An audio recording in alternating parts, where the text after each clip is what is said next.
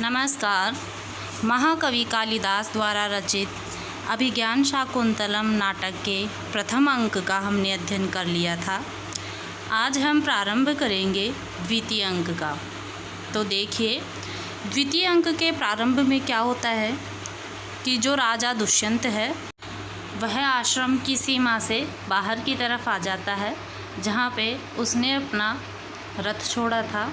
वहाँ पे विदूषक को वह शकुंतला के विषय में बताता है और जिस प्रकार से वह ऋषि कण्व के आश्रम में शकुंतला से मिला और उसने क्या अनुभव किया, आइए देखते हैं।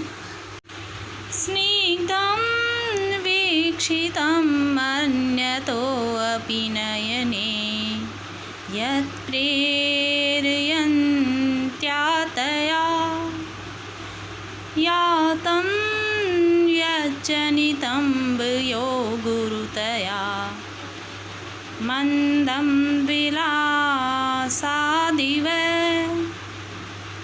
मागायित्युपरद्धया यद्यपि सा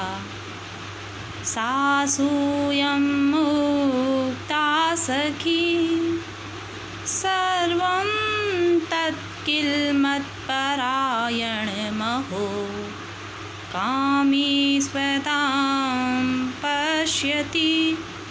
देखिए, राजा विदूषक से कहता है, स्निग्धम अर्थात अभिलाषा पूर्वक, स्नेह की दृष्टि से, वीक्षितम देखा गया, अच्छे प्रकार से देखा गया, अन्यतो अपि अन्यतः अपि, अन्य अर्थात दूसरी जगह भी, नयने आँखों से, यत प्रेरयन्त्या जो यद्यपि अपनी आँखों को, अपना जो ध्यान है, नयन है, दृष्टि है, अन्यत्र ध्यान लगाया हुआ था उसने, अन्यत्र वह देख रही थी, लेकिन फिर भी तया उसके द्वारा मुझे स्निग्धम वीक्षितम अर्थात अभिलाषापूर्वक देखा गया।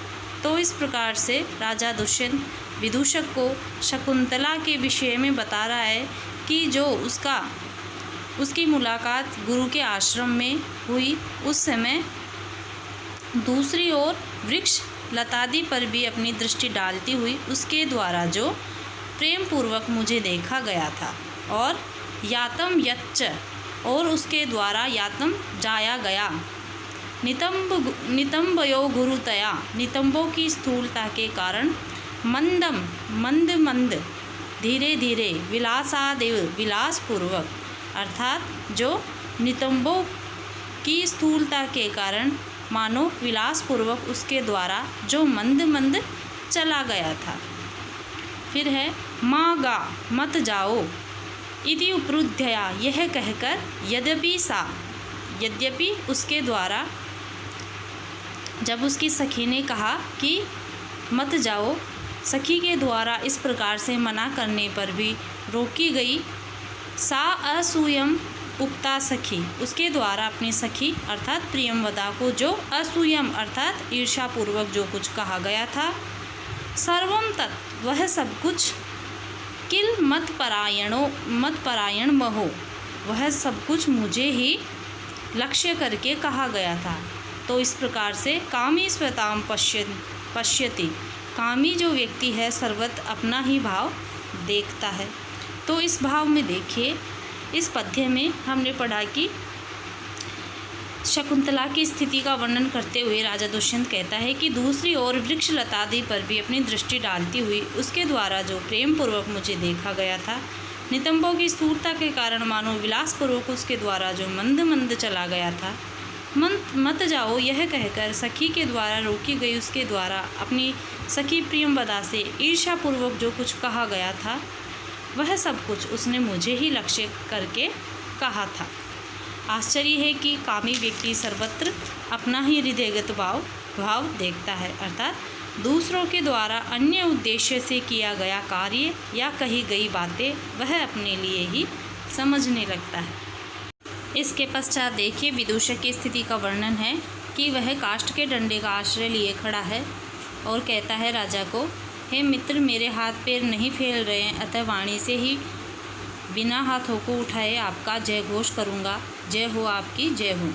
राजा हंसकर इस प्रकार से तुम्हारा अंग भंग कैसे हुआ? विदूषक कहता है, हे मित्र, स्वयं मेरे नेत्रों को चोट पहुंचाकर स्वयं क्यों आंसुओं का कारण पूछ रहे हो? अर्थात जो मेरे दुखों का कारण है वह आप हो रहे हो इस समय। राजा कहता है, सचमुच मैं तुम्हारा तात्पर्य समझ नहीं पा रहा हूँ। विदूषक कहता है, हे मित्र, नदी किनारे उगने वाले जो बेंत झुक जाते हैं तो क्या वे स्वयं अपने कारण झुकते हैं या नदी के वेग के कारण? राजा कहता है, उस बेंत को झुकने में नदी का तेज प्रवाह ही कारण है। तो विदूषक कहता है, मेरे अंग भंग हो जाने में आप ही कारण हो। राजा पूछता है, वह किस प्रकार? अर्थात तुम्हारे अंग भंग का कारण मैं कैसे हो गया? तब विदूषक कहता है कि इस प्रकार राज्य कार्यों को छोड़कर वैसे मनुष्यों के लिए दुर्गम आकुल प्रदेश अर्थात वन्य जंतुओं से व्याप्त वन में वनवासियों अथवा भीलों की वृत्ति का आचरण करना क्या आपको उचित है? यह सच है कि प्रतिदिन जंगली जानवरों को हाँकने से घोड़े पर अनुगमन करते करते मेरे शरीर के अंगों के संधि बंधन ढीले पड़ जाने से मैं इन्हें संभालने में असमर्थ हो गया हूँ। अर्थात अब मैं इन अंगों से कोई कार्य नहीं ले सकता, इनकी शक्ति क्षीण हो गई है, इसलिए आप मुझे एक दिन के लिए विश्राम के लिए छोड़ देने के लिए प्रसन्न हो। इस पर राजा मन ही मन और यह इस तरह कह रहा है, मेरा मन भी कण्व पुत्री अर्थात शकुंतला का स्मरण कर शिकार खेलने से विरक्त हो गया है। तो राजा को भी यही चाहिए था, वह भी सोच रहा है कि एक तो विदूषक कह रहा है, दूसरा उसका खुद का भी शिकार खेलने से मन हट गया है, क्योंकि अब मृगया के लिए मैं उत्सुक नहीं हूँ।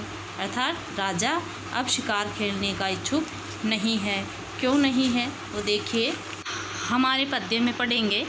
न नमयितुम् अधिजस्मि शक्तो धनुरिदम् आहितसायकं मृगेषु सहवसतिम् उपेत्य ये प्रियायाः कृत इव मुग्धविलोकितोपदेशः। देखिए, न नमयितुम्, मैं नहीं चलाना चाहता, नहीं छोड़ना चाहता। अधिज्यम अस्मि शक्तो, प्रत्यंचा चढ़ी हुई है जिस पर। देखिए, धनुरिदम, यह जो धनुष है, आहित सायकम, आहित सायकम का तात्पर्य है, देखिए अधिज्यम का तात्पर्य है प्रत्यंचा जिस पर चढ़ी हुई है, शक्तो अर्थात समर्थ। तो राजा दुष्यंत सोच रहे हैं कि मैं बाण चलाने में समर्थ नहीं हूँ। अधिज्यम जिस पर प्रत्यंचा चढ़ी हुई है, धनुरिदम यह जो धनुष है, आहित सायकम वो कैसा है, बाण जिस पर चढ़ा हुआ है, मृगेशु तो हिरणों पर मैं ऐसे बाण को नहीं चला सकता जो धनुष पर चढ़ा हुआ है, अर्थात प्रत्यंचा जिस पर चढ़ी हुई है, ऐसे धनुष से मैं बाण नहीं चला सकता हिरणों पर, क्योंकि सहवसतिम उपेत्य है। सहवसतिम का तात्पर्य है संगति, साथ रहने का, अर्थात सहवास को प्राप्त करके यह प्रियाया जो प्रिया से कृत इव मुग्ध विलोकित उपदेश है, अर्थात जिन्होंने मेरी शकुंतला के साथ रहकर मधुरता से देखने की शिक्षा इव मानो जैसे प्रदान की गई है। तो इस प्रकार से हमने इस पद्य में पढ़ा कि दुष्यंत अपने मन में सोच रहा है कि मैं प्रत्यंचा पर चढ़े हुए तथा बाण से युक्त इस धनुष को उन मृगों पर चलाने में समर्थ नहीं हूँ जिन्होंने प्रिया शकुंतला के सहवास को प्राप्त कर मानो उसे स्वभावतः सुंदर दृष्टिपात का उपदेश दिया है। इसके पश्चात देखिए, राजा दुष्यंत के द्वारा सेनापति को बुलवाया जाता है और यह कहा जाता है कि अब वह भी इस आश्रम की सीमा में शिकार खेलने का इच्छुक नहीं है, अर्थात राजा दुष्यंत अब शिकार नहीं खेलना चाहता। तो किस प्रकार से कहा जाता है देखिए, गाहन्तां महिषानि पान सलिलं श्रृंगै मुहुताडितं छायाबद्धकदम्बकं मृगकुलं रोमन्थमभ्यस्यतु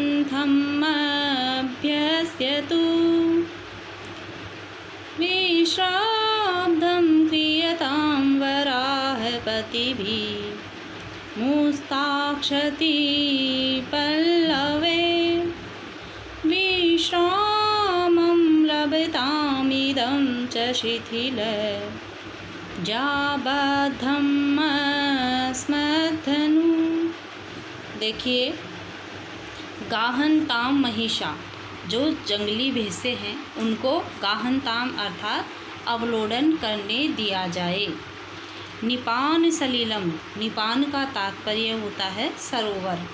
सलीलम जो स्क्रीन पर आपको सनीलम दिख रहा है वो न नहीं है, ल है। सलीलम अर्थात जल। निपान सलीलम अर्थात सरोवर का जो जल है उसमें आलोडन करने दिया जाए। जो कैसा है? श्रृंगई, सींगों के द्वारा, मुँह ताड़ितम, बार बार पीटा गया अर्थात विलोडित किया गया, हिलाया गया।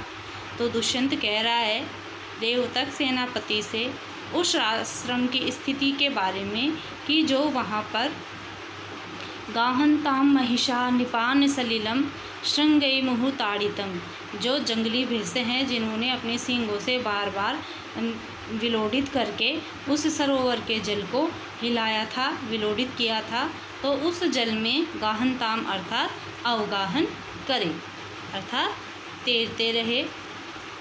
और फिर छायाबद्ध कदम्बकम, छायाबद्ध कदम्बकम का तात्पर्य है छायाबद्ध, छाया में, कदम्बकम झुंड बनाने वाला, कदम्ब का तात्पर्य यहाँ पे झुंड है।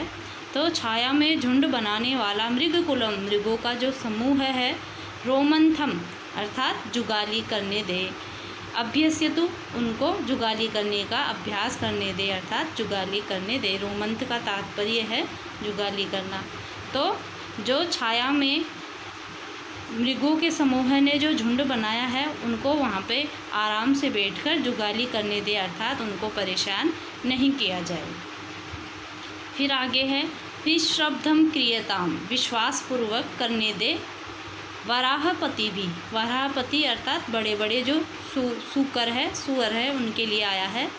तो बड़े बड़े सूकरों के द्वारा विश्वासपूर्वक बिना किसी भय के मुस्ताक्षति ही, मुस्ताक्षति का तात्पर्य है, मुस्ताक शब्द आया है यहाँ पे नागरमोथा का जो जलीय पौधा है उसके लिए। तो क्षति, क्षति का तात्पर्य है तोड़ना। तो इस प्रकार से विश्वासपूर्वक बिना डर के बड़े बड़े सुअरों के द्वारा नागरमोथा का जो वृक्ष है, पौधा है, वह तोड़ा जाए।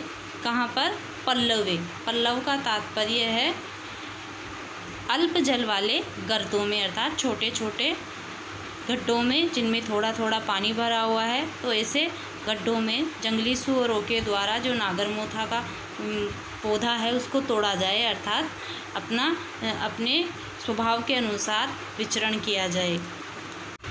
विश्रामम लभताम इदम च, और विश्राम प्राप्त करे। शिथिल जा बंधम, शिथिल जा बंधम का तात्पर्य है शिथिल प्रत्यंचा, बंधन वाला। इदम अस्मत् धनु, यह जो हमारा धनुष है वह भी विश्राम को प्राप्त करे। तो इस प्रकार से देखिए हमने इस पद्य में पढ़ा कि राजा सेनापति से कहता है कि इस समय हम आश्रम के समीप है, इसलिए अब मृगया नहीं करूँगा अर्थात शिकार नहीं खेलूँगा। अब तो मैं चाहता हूँ कि जंगली भैंसे अपनी सींगों से बार बार विलोडित किए गए सरोवर के जल में स्वेच्छा से अवगाहन करें। वृक्षों की छाया में झुंड बनाकर एकत्र हुए मृगों का समूह निर्भय होकर जुगाली करे। बड़े बड़े जंगली सूकरों के द्वारा बिना किसी भय के अत्यल्प जल वाले गर्तों में नागरमोथा घास को तोड़कर खाया जाए और शिथिल प्रत्यंचा वाला यह हमारा धनुष अब विश्राम करे। तो देखिए इस कथन से राजा के हृदय में दया, त्याग, क्षमा आदि गुणों का परिचय मिलता है। वह अपनी प्रिया शकुंतला के प्रेम में इतना आसक्त हो जाता है कि उसे उस तपोवन के सभी जीव प्रिय लगने लगते हैं। वह चाहता है कि वन के जीव भी स्वप्रिया वियोग से दुखी न हो और स्वेच्छा से वन में विचरण करे। इस पर सेनापति भी कहता है कि जैसी महाराज की इच्छा हो, जैसा महाराज को अच्छा लगे अर्थात वैसा ही किया जाएगा।